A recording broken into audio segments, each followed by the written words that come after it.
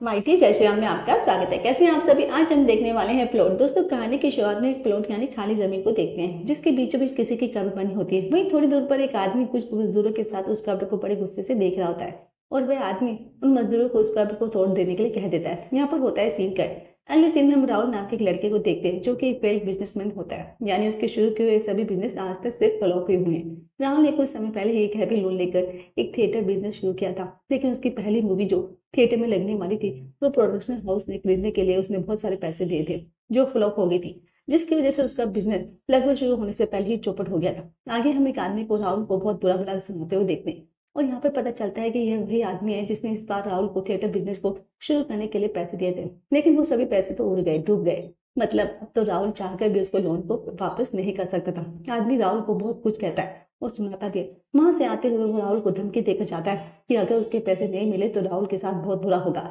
राहुल दोस्तों यहाँ पर टेंशन में आ जाता है कि अब क्या करूं। और फिर हम उसकी गर्लफ्रेंड को देखते हैं जो कि एक ड्रग डीलर होती है और उसकी ड्रग बिजनेस में आने की क्या कहानी है ये तो हम कुछ देर में जानने वाले हैं। राहुल की गर्लफ्रेंड का नाम दीपू होता है और वह आज एक ऐसे किसी ड्रग एडिक्ट को ड्रग बेचने आई थी। वहां पर ड्रग सप्लाई करने के बाद वहां पर आता है साजिद नाम का एक आदमी जो दीपू से बातें करते हुए उसके करीब आकर उसको गले लगाने लग जाता है, उसे फोर्सफुली किस करने लगता है, जिसके बाद वो दीपू अपने बेड पे उसको नुकीली चीज निकाल कर साजिद के गले पर मार देती है, जिससे उसकी मौके पर ही मौत हो जाती है।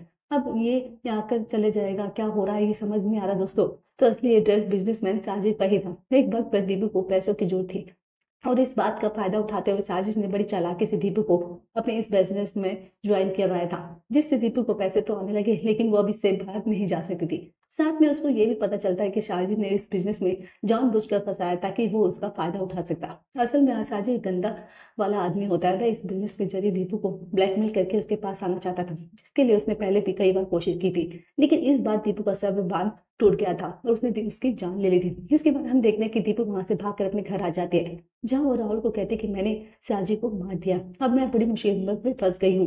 राहुल ये सुनकर दीपू को बहुत गुस्सा होता है क्योंकि साजिद बहुत ही खतरनाक आदमी था। उसके बाद तो उसके लोग अभी इन लोगों को छोड़ेंगे नहीं। इस चीज को लेकर इन दोनों में बहुत ज्यादा बहस भी हो जाती है। तो इसी बीच दीपू राहुल से कह देती है ये ड्रग का काम एक तरह से मैं तुम्हारे लिए ही तो करी थी, उन्हीं पैसों से, ड्रग के पैसों से मैंने तुम्हें 12 लाख दिए थे ताकि तुम बिजनेस को शुरू कर पाओ। और ये सुनकर फिर राहुल शांत हो जाता है और हमें यहाँ पर पता चलता है कि राहुल को जो रिसेंट बिजनेस था ना, वो जो फेल हुआ था उसमें दीपू ने 12 लाख दिए थे।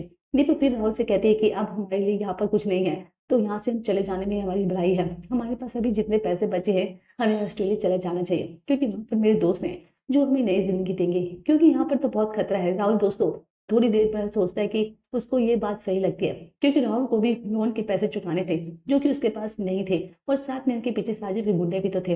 इसलिए राहुल दीपू की बात मान जाता है और अगले ही दिन अपनी जमीन के पेपर्स बेचकर पैसा जमा करने के लिए लग जाता है। उसी समय राहुल को एक न्यूज़पेपर के जरिए एक रियल एस्टेट एजेंट के बारे में पता चलता है, जिसके पास वो अपनी जमीन के पेपर्स लेकर जाता है और सरप्राइजली इस एजेंट से बात करने के बाद उसे पता चलता है कि उसका नाम भी राहुल ही है। वह जो राहुल है वो ना इस रियल एस्टेट के एजेंट में काफी बढ़िया पैसा कमा रहा है और जब अपना वाला राहुल है उससे जल्दी दोस्ती कर लेता है और हम कह सकते हैं कि राहुल भी उसे रियल एस्टेट एजेंट की तरह बनने के रास्ते पर निकल चुका था। अब दोस्तों वो भी उसके साथ एक प्लॉट की डील करने के लिए आता है, जहां वो देखता है कि रियल एस्टेट वाला राहुल अपने कस्टमर को प्लॉट के बारे में बहुत झूठ बोल रहा है और उनको एक तरह से आधा सच बताकर सक्सेसफुली प्लॉट बेच रहा है। अब उसको देखकर राहुल को लगता है कि ये तो काम मैं भी कर सकता हूँ आराम से। इसलिए उसी रात एजेंट राहुल के घर जाता है और उसे अपनी प्रॉब्लम बताते हुए कहता है कि मुझे बिजनेस का नॉलेज नहीं और मैं तुमसे चाहता हूँ कि मैं तुमसे सीखूं, तुम्हारे साथ काम करूँ, हम दोनों को एक साथ मिलकर काम करेंगे तो मुझे लगता है कि इस शहर में कोई और रियल एस्टेट एजेंट बचेगा ही नहीं। ये सुनकर दोस्तों उस राहुल को भी इसकी बातों में दम लगता है और वो उसे कहता है कि भाई हम एक साथ काम कर सकते हैं, लेकिन अगर तुम्हारा प्लान नहीं चला तो तुम अपने रास्ते और मैं अपने रास्ते, याद रखना। इसके लिए दोस्तों अपना राहुल मान जाता है और फिर राहुल भी एजेंट राहुल के जैसे ही लोगों को झूठ बोल के सस्ते प्लॉट महंगे प्राइस में बेचना शुरू कर देता है, जिससे धीरे धीरे राहुल भी अब एक सक्सेसफुल बिजनेसमैन बन जाता है। अब इन प्लॉट के पैसों से राहुल अब अपना सभी कर्जा चुका देता है और वो फाइनेंशियली भी बहुत ज्यादा अमीर हो गया था, जिस वजह से अब राहुल और दीपू ऑस्ट्रेलिया जाने का प्लान कैंसिल कर देते हैं और यहीं सेटल हो जाते हैं। आगे सक्सेस की खुशी में राहुल और एजेंट राहुल दोनों मिलकर पार्टी कर रहे होते हैं, जहाँ राहुल काफी खुश होता है क्योंकि अब उसे पैसों की कोई कमी नहीं होती। ये अच्छे से लोगों को चूना लगा के बड़े पैसे लूट रहा था। दोस्तों धीरे धीरे इसके काफी अच्छे कस्टमर्स भी बन जाते हैं। तो पार्टी के बाद मास्क लगा के राहुल सिगरेट लेने के लिए एक शॉप पर जाता है, तब उसने मास्क क्यों लगाया ये तो आप समझ नहीं सकते हैं कि क्योंकि वह साजिद के गुंडों से बचना चाहता था। लेकिन कहते हैं ना, हम जितना मुसीबत से भागते हैं वो उतना ही हमारे पास आती है। वैसे ही कुछ यहाँ पर भी राहुल के साथ भी हो जाता है। राहुल की यहाँ पर शॉप पर समीर से मुलाकात हो जाती है। अब समीर कौन है, तो समीर तो कोई नहीं, साजिद का बड़ा भाई होता है, वही साजिद जिसे दीपू ने मार दिया था। तो दोस्तों, यहाँ पर समीर इस सिटी में दीपू राहुल को ही ढूंढने के लिए आया था ताकि वह अपने भाई की मौत का बदला ले पाए। तो शॉप में बातों की बातों में राहुल अपना मास्क निकाल देता है, जिसको देखकर समीर राहुल को पहचान लेता है। उसे साजिद की फोटो दिखाते हुए कहता है कि क्या तुम इसको जानते हो। इतना कहते ही वह राहुल को पकड़ कर वहीं पर मारने लगता है, पर किसी भी तरह राहुल अपने समीर से बचकर अपनी जान बचा के वहां से भाग जाता है। राहुल वहां से सीधा अपने घर आ जाता है, जहाँ दीपू देखती है कि राहुल की हालत बहुत ज्यादा खराब है। दीपू उससे पूछते है कि क्या हुआ, तुम ऐसे हाफ क्यों रहे हो। तब उसी वक्त राहुल उसे बताता है कि साजिद का भाई समीर यहाँ पर आ चुका है अपने भाई की मौत का बदला लेने के लिए, और अब उसका प्लान है कि हम दोनों को मार दे। ये सब सुनकर दीपू काफी ज्यादा डर जाती है। अगली सुबह हम देखते हैं कि समीर राहुल और दीपू की फोटो को लोगों को दिखाते हुए उनके बारे में पूछ रहा होता है कि क्या आपने इनको कहीं देखा है। जहाँ पर एक आदमी से समीर को यह पता चल जाता है कि राहुल एक बिजनेसमैन है जिसका रियल एस्टेट का बिजनेस है, और वो आदमी समीर को राहुल के ऑफिस का एड्रेस भी दे देता है। उसी रात की बात है कि समीर राहुल के ऑफिस के बाहर उसका वेट कर रहा होता है। तभी राहुल और अजय राहुल एक साथ बाहर आते हैं और कार से अपने घर जाने लगते हैं, जिस पर समीर राहुल का पीछा करने लग जाता है और पीछा करते करते वे उनके घर तक पहुंच जाते हैं। जिससे दोस्तों अब उसे राहुल के ऑफिस के साथ साथ उसके घर का भी एड्रेस मिल चुका था। उसे कैसे कहते करीबी में आटा गीला इसके साथ समीर राहुल के घर में जाकर खाने लगता है। पर तभी राहुल समीर को पीछे से पकड़ लेता है और उसी वक्त दीपू उसे हथौड़े से मार देती है। समीर की वहीं पर मौत हो जाती है। अब राहुल दीपू दोनों ही काफी ज्यादा डर जाते हैं, क्योंकि उनसे एक तरह से तो दो दो मौतें हो गई थी, और अगर किसी ने इनकी लाश को देख लिया तो वो दोनों गए काम से। दोस्तों, इस पर तो समीर की लाश को दफनाने का फैसला करते हैं, और फिर उसी रात राहुल और दीपू दोनों मिलकर समीर को एक प्लॉट में दफना देते हैं। अब आगे दिखाते हैं तो राहुल एजेंट राहुल के साथ कार से ऑफिस जा रहा होता है, जहाँ राहुल उसको सभी बातें बता देता है कि कल रात क्या क्या हुआ था, कैसे उसकी लाश को दफनाया। अब इसे एजेंट राहुल सुनकर कहता है कि भाई जरा संभल के रहना, ऐसा हो सकता है कि समीर के लोग अभी भी आते हों तो मेरे पकड़ने।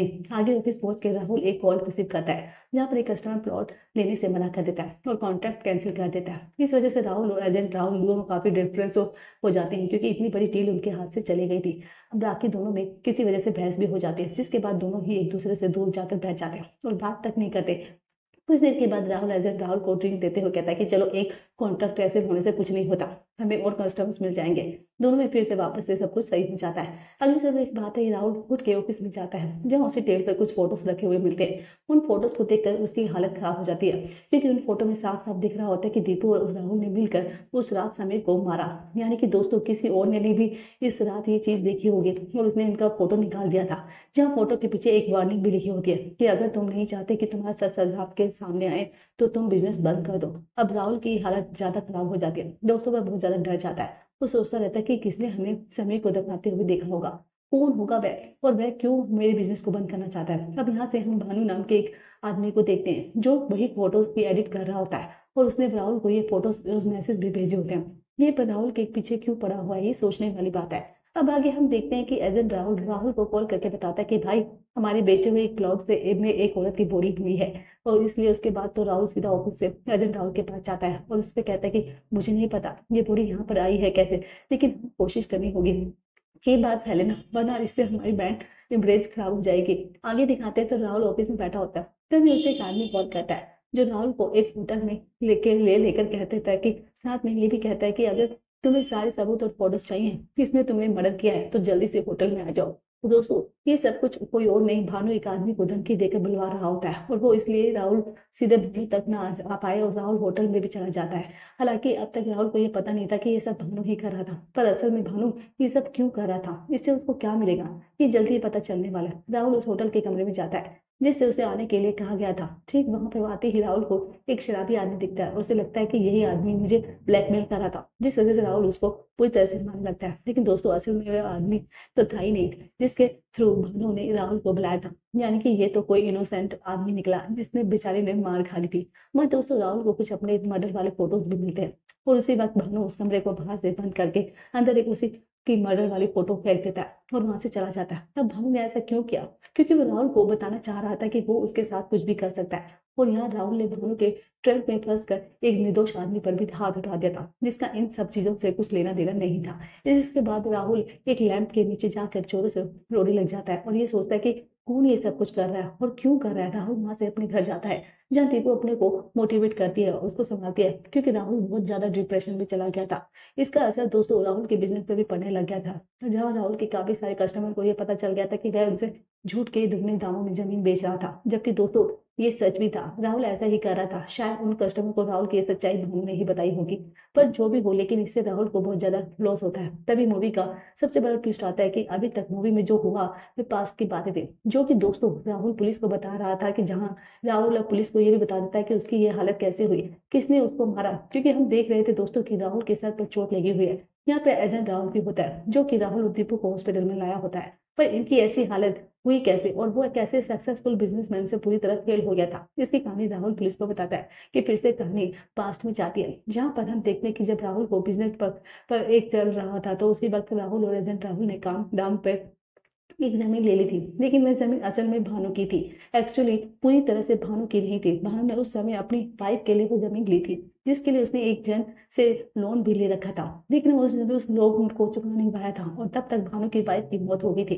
जिसके बाद उस आदमी ने अपने लोन के पैसों के बदले भानु की जमीन हथिया ली थी, और फिर राहुल ने उस जमीन से, यानी कि जिससे जमीन खरीदी थी, उससे वो जमीन खरीद ली थी। हालांकि उस समय भानु ने अपनी वाइफ के मरने के बाद उसकी कब्र उसी जमीन पर बना दी थी, ताकि उसे ऐसा ना लगे कि उसकी वाइफ उससे दूर हो गई है, क्योंकि वो अपनी वाइफ से बहुत ज्यादा प्यार करता था, और ये जमीन उसने उसी के लिए ली थी। अब राहुल को इस प्लाट को बेचना था, और वह तभी हो सकता था तब वह कब्र को तोड़े, पर भानु उसे उन्हें ये करने से मना कर रहा था, क्योंकि उसकी पति की कब्र थी। वो तब तक एक दिन हुआ कि राहुल और वेजेंट राहुल मिलकर इस कब्र को गुस्से में तोड़ने लग जाते हैं, और वही वो सीन है दोस्तों जो हमें मूवी की शुरुआत में दिखाया गया था।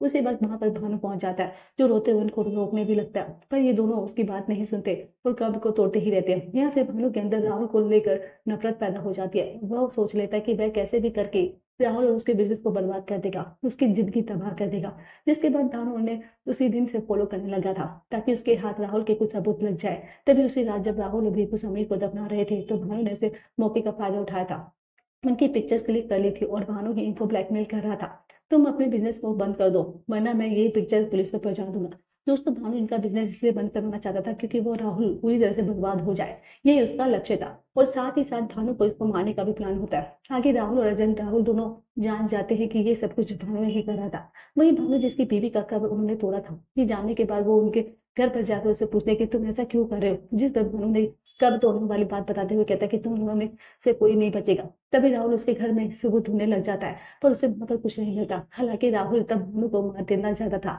लेकिन वो वहां से कुछ नहीं कर पाया था। आगे हम देखते कि राहुल और दीपू बिल्कुल केक खा रहे होते हैं, क्योंकि उनकी आज एनिवर्सरी होती है। उसी वक्त भानु उनके दरवाजे पर नॉक करता है, और जैसे ही राहुल दरवाजा खोलता है, तभी भानु राहुल के सर पर हथौड़ा मार देता है, जिससे राहुल सीधे जमीन पर, साथ ही साथ भानु भी दीपू को भी मार देता है। और आगे ये सोचकर वहां से चला जाता है कि दोनों मर चुके, पर असल में ये मरे नहीं होते, बस बेहोश हो गए थे। और यही वह सीन है जहाँ पर एजेंट राहुल आता है और उन्हें हॉस्पिटल लेकर आ जाता है। अब इसी के चलते वहां अपना गुनाह भी कबूल कर लेता है राहुल, क्योंकि उसने समीर की जान ली थी। और यही कहानी राहुल पुलिस को बता रहे होते हैं दोस्तों, जिसके बाद राहुल को जेल हो जाती है गलत तरीके से जमीन बेचने के लिए और समीर के मर्डर के लिए। इस तरह हम समझ पाते हैं कि किस तरह राहुल एक फेल बिजनेसमैन के सक्सेसफुली बिजनेसमैन बनता है, पर अपने लालच के चलते वो एक सक्सेसफुल बिजनेसमैन के विलन बन जाता है। इसी के साथ ये मूवी यहाँ पर खत्म होती है। बाकी अगर आप वीडियो अच्छी लगी हो, तो सब्सक्रिप्शन अच्छा लगा हो, तो हमारे चैनल को लाइक सब्सक्राइब जरूर कीजिएगा। मिलते हैं अगली वीडियो में। Thanks for watching.